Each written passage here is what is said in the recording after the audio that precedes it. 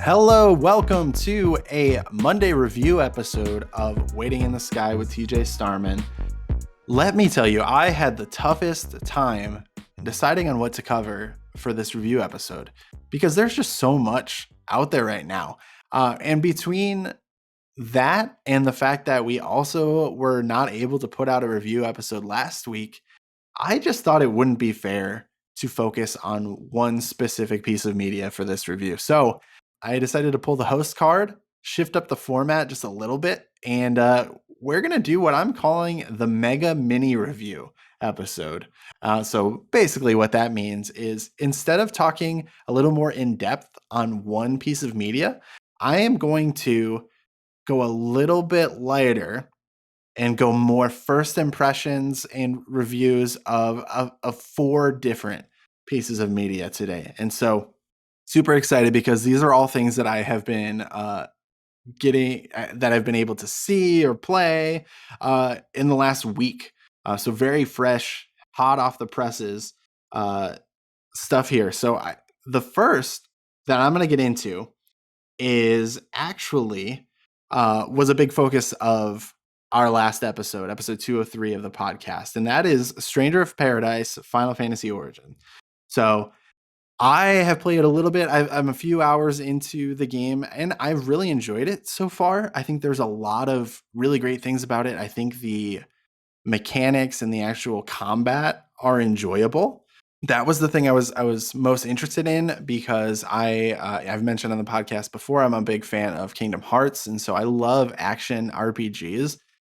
That's one of my favorite genres of games, and for Square to kind of take an action RPG in the Final Fantasy universe and then put this, kind of the Soulsborne twist on it for this game was something I was curious about because I'm not super deep into the Soulsborne games, as I've also talked about in previous episodes. But I've really liked it. I've liked what they've done here. It's not as smooth of a combat system as something like Kingdom Hearts is, but there is a lot that is enjoyable about it for sure. I will say that overall, there's kind of a clunky presentation. Some of the systems and menu navigation is weird to me, and weird. It's just different than even like other Final Fantasy games, and so I thought that was strange. I know that Final Fantasy games tend to have their own kind of menu navigation quirks in general, but this was like beyond that. This was one of the most confusing menu navigation systems I've seen in a game. And after a while, I did kind of get used to it, and I did figure out like where I was supposed to go. But even the tutorials for the menu, like they really didn't pop up until you were on that menu page. They weren't saying like go to this menu page, where something like another similar example like Cyberpunk would do that. Like it has a kind of complicated menu system, but it would point you to where you needed to go and explain things to you. This game doesn't really do that. You kind of have to figure it out, feel it out at first, and then you get used to it. Another thing is just as far as the story goes, I do feel like I'm missing things. And I'm not sure if it's just the way that it's being presented to me that something's going over my head, but it feels like even like there's gaps. Like it legitimately feels like I'm sometimes missing a scene that should have been there. And it could be that I don't have the background knowledge that the game is hoping I might, but I also think that's a weird expectation for this game, which is being released at the time of the PS5, relying on you to have knowledge of Final Fantasy One, which was released so long ago. So I don't think that was the expectation. If it was, then I think it was completely misplaced. But as I get further into it, I'm hoping that some of these connections come into play and I am able to understand things a little bit better. I do like the difficulty options of the game. I'm playing on, I think it's just called story mode, which puts less of an emphasis on the combat and allows you to kind of not be as stressed as you play your way through it, which is how I'm preferring to play it because there's so much media to consume right now. If I had more time to dedicate to it, I might try and play it at other difficulty levels for a little bit more of a challenge, but it's working really well in the story mode. So I would have a hard time not recommending that for anyone who's a little bit more casual of a Final Fantasy or a video game fan in general. The story, it does seem like it's a doozy, and it seems like there's some involvement of time travel or time paradoxes, something like that, that is at play. Again, I'm not super deep into it just yet, and I know it has been kind of billed as a villain origin story uh, that ties into Final Fantasy One. So I am curious to see how it all plays out. I think the story is definitely an interesting one. At the time, I've just met a fourth party member, so not super deep into it, but I'm very curious to learn more about these characters that I really haven't spent too much time with so far. But I have not been off-putting or anything like that just yet. So story seems like it's worth it. It seems like it's going to have a big payoff, and I'm hoping that I'm not disappointed in the end. And then as far as like just a little additional point here, it does have the same kind of typical Final Fantasy humor that is super hit or miss. Some of it seems to be, lost in translation from Japanese to American sensibilities, and some of it is just kind of awkward and cringe in any context. So just be warned if that's something you're a little sensitive to in Final Fantasy games. Stranger of Paradise, I'm enjoying it so far. It could be better, but I like it. I will finish it, is the goal. Moving on to a movie that I saw this past week, and that's X. X is an A24 film. It's a horror movie, but the premise of the movie is it takes place in the late 70s, I believe, and it's following a group of like young people that are essentially creating an adult film. And so they're doing it at this time where that is like not something that's socially acceptable. They're hoping that this is their path to stardom and making a name for themselves. The producer of the movie, I believe, owns a strip club, and so then some of the actresses are dancers at his club. He has a relationship with one of them, and he brings on a college film student to do the actual filming. He has Kid Cudi as the male actor in the movie as well.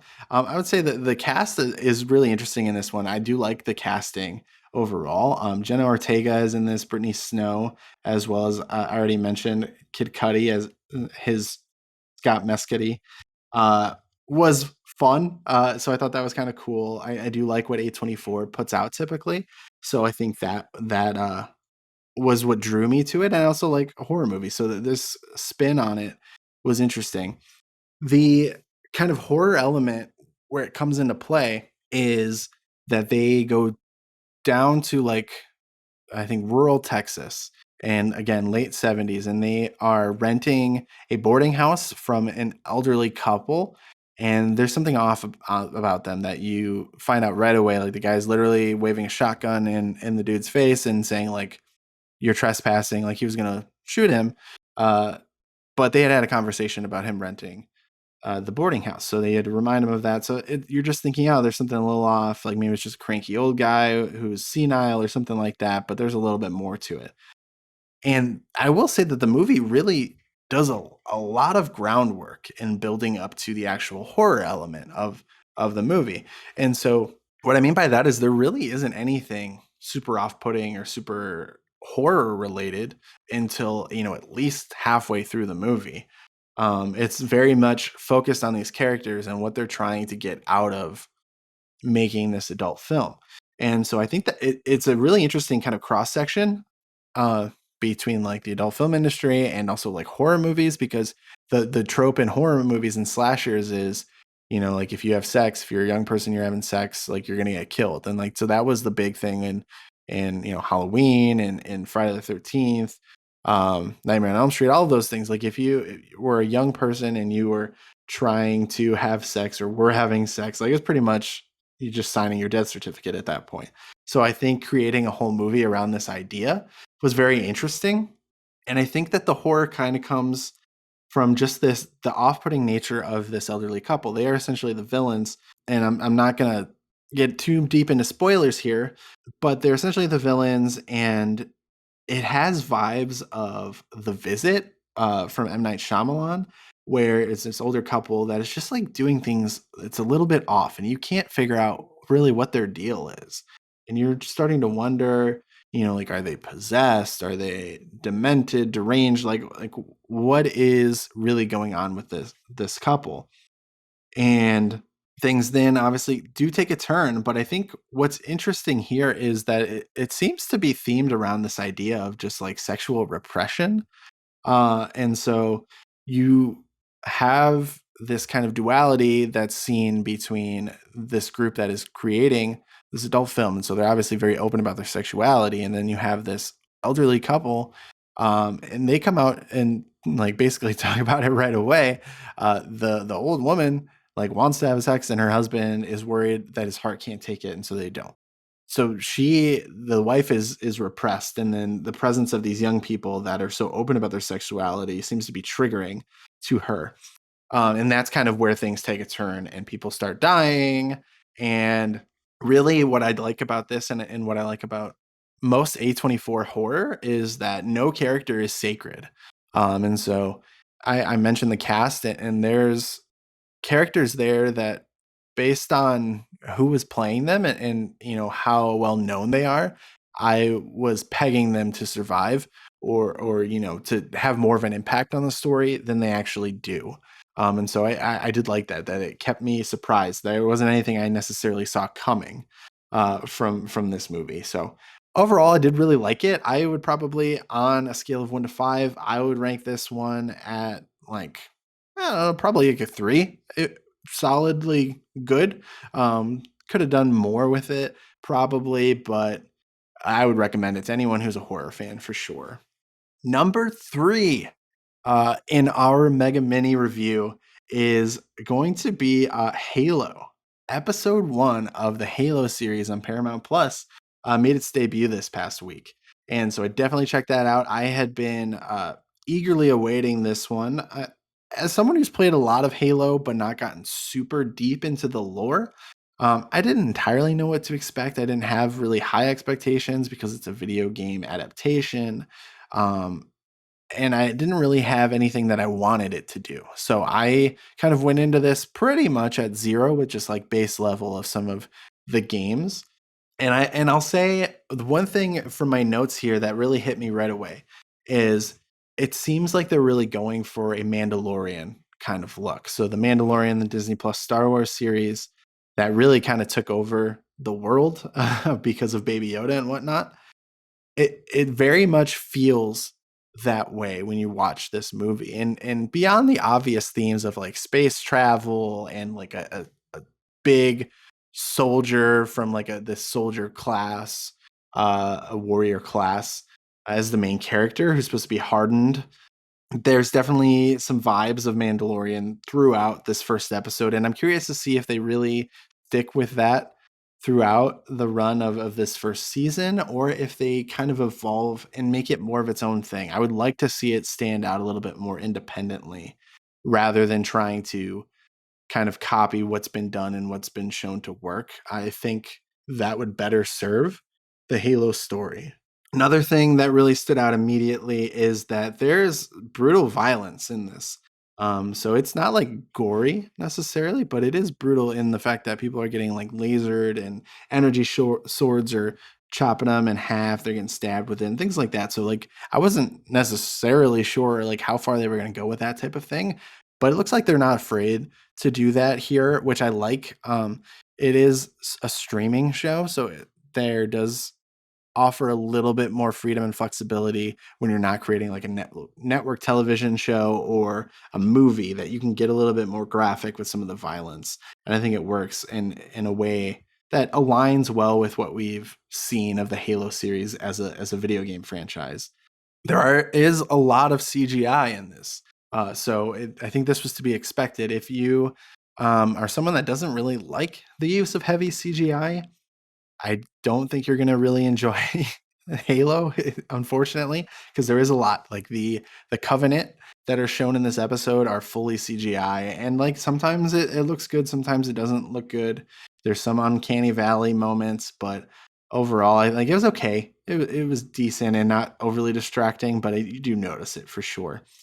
I was also unsure of whether this series was canon, or where exactly it lies. I'm still not entirely sure about that. There are multiple Spartans, and just based on some of the conversations that are had in this episode, I believe this is a prequel that is set before the events of Halo Reach. And I could be wrong about that. If you know that I'm wrong, or if I'm right, feel free to leave a comment letting me know. But also, there's a lot of callbacks to the series. Like, they were not afraid to acknowledge that this was a video game series that they were adapting, because we literally see through Master Chief's eyes, and through his helmet, which shows like the HUD of the video game.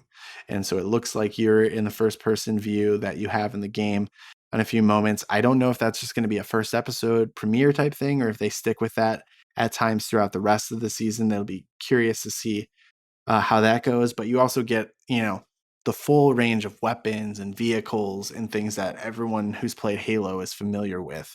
Pelicans and warthogs and shotguns, the energy swords, the pistols, exactly like they look in the game. So I like that they did have that attention to detail, but I do think there's a little bit of too much pandering that I don't like to see in video game adaptations.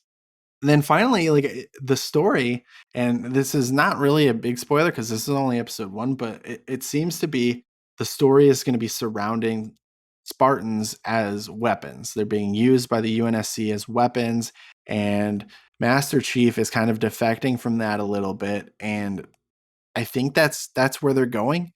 He's gonna try and see really where he stands and what his role is as a Spartan, and a little bit about his past, perhaps they kind of hint at. And then finally, it's made big waves, but it's the first episode, and already Master Chief takes off his helmet and shows his face.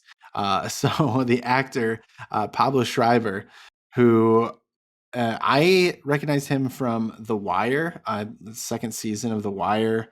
And also he plays the Leprechaun in American Gods on Stars. If you've seen that, he's a big dude, and he fits the role. I guess fine. It's just weird to now put a face with Halo and Master Chief that we've never really had that. I mean, it's been teased throughout the game series so many times that he's going to take off his helmet, or he does take off his helmet, and we don't see. Like, seeing his face in episode 1, it was a bit jarring, and also I don't know that it's necessary, but who knows? And I'm also curious to see if we put Pablo Schreiber's face on Master Chief in a future video game or not. And I also didn't play Halo Infinite yet, so who knows? They could have already done something like that, and I just missed it. But yeah, that is the episode 1 of Halo. I'm gonna keep following it until it completely leads me to fall off. Who knows if it does that? Maybe they'll win me back a little bit more as the story progresses, but we'll see. And then finally, the last, and is the most fresh in my brain because I was actually playing this game a little bit this morning, and that is Kirby. Kirby and the Forgotten Land, I believe is the title. And if I got that wrong, Richard is going to hop in and correct me. Nah, he got it right. And I think I got it right. Okay, so uh, I've been playing it. It's a lot of fun. I really like the art style. It's like the cutesy Kirby look, pretty much what you would expect from a Nintendo game, and specifically a Kirby game. But it looks good on the Switch. I've been playing in handheld mode on my OLED, so that combination in that play style really lends itself well. So if you're playing it on a TV, it might not look as crisp, but I think everyone with a Switch kind of knows to expect that at this point.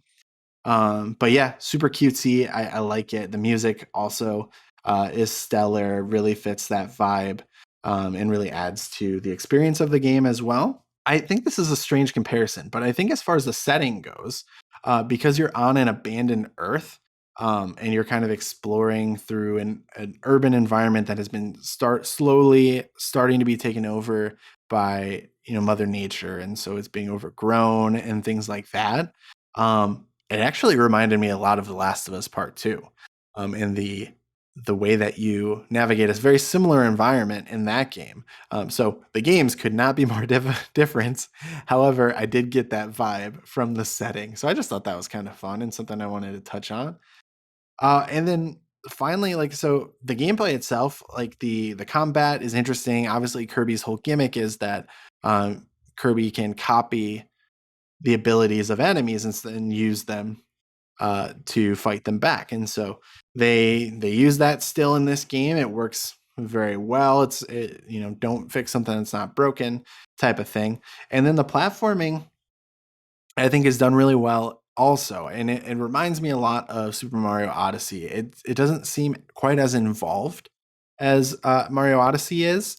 But I do think that the platforming, it's very intuitive and it's rewarding. So it's not something where you're going to get super lost in what you need to do and like spend too much time thinking about what to do. I worry about that a lot, especially games that have branching paths or like areas. Like, how much do I need to explore? Is it going to be obvious when I need to explore? And I think for the most part, it's pretty obvious when to explore. I am only maybe an hour and a half into it so far. So that's about as far as my impressions can go for Kirby. However, so I don't really have anything as far as story. I also don't know how many people are super into Kirby's storyline, aside from the Smash Bros. Kirby storyline where Kirby saves all of the universe. That's amazing. But Kirby, I'm very excited to continue playing this one, and that's going to be one, especially with it being on the Switch, that I can play in handheld mode while watching a TV show or movie or something like that. I'm definitely going to get through this one probably pretty quickly. And that's it. That is all 4 of the reviews of this mega mini review episode. Hopefully you found something that you were interested in here, because there's just so much going on. Like I said, it was hard to choose just one, and then I remembered I didn't really have to choose just one. I could give you 4 of these mini reviews and just split up my time a little bit amongst all 4. So hopefully you are inspired to either try something out, or because generally I liked all of these things. So really, I think if you're interested in any of these before you clicked play on this episode, that hopefully you are a little more encouraged to check something out and form your own opinions. So that's going to be it for this review episode. Thank you so much for listening. If you are not subscribed, please subscribe to the show. It's going to help out a lot. You can also rate and review, and those things will help us out as well. You can follow the show on social media. All the links will be in the description below. And be on the lookout for episode 204 that's going to be dropping this Thursday. We're talking about Grand Theft Auto and the current state of Grand Theft Auto / the wait for GTA 6, if it's ever going to come out. And then the other half of that episode, we are talking about our top 5 Spider-Man side characters that we would like to see appear in a live action Spider-Man movie. So we have some great guests. We have Fatter Than Most, and then some of my buddies from Omaha that are going to be joining us for specifically the Spider-Man conversation, Benjamin X, and also Infernal Griffin making his return to the show to talk Spider-Man. So it's a great one. Be on the lookout for that episode coming on Thursday in preparation for Morbius. But again, thank you so much for listening, and we'll see you next time.